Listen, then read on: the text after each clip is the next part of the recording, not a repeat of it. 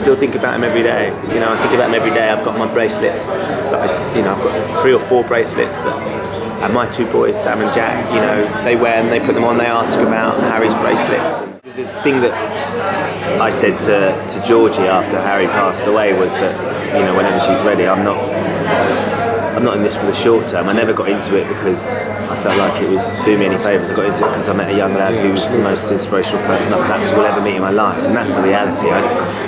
Every now and again you meet people that leave an impression on you, but no one up there has done that like Harry.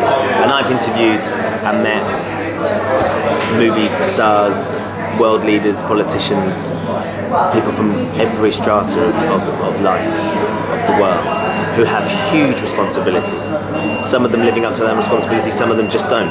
Harry didn't ask for any of that, and just assumed that responsibility because of this incredible passion he had for life and trying to improve other people's lives.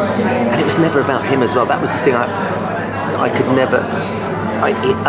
he never made me feel sorry for him. That was never put upon me.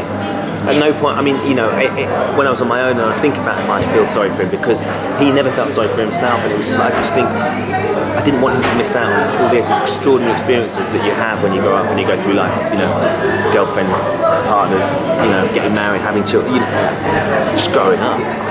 And I knew he'd miss that.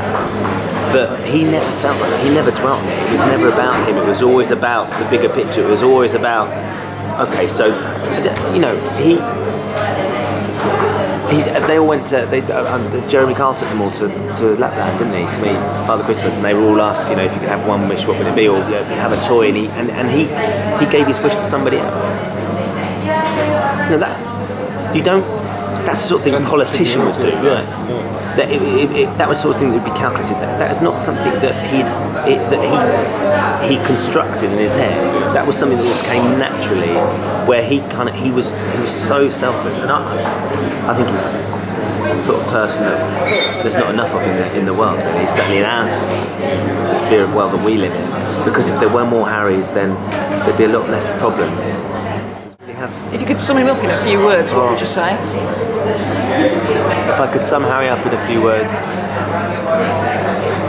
inspirational. I just tweeted that actually, didn't I? Yeah, inspirational, energetic.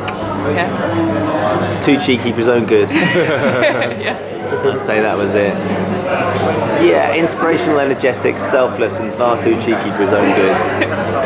And that, you know, and I wouldn't want to remember him any other way.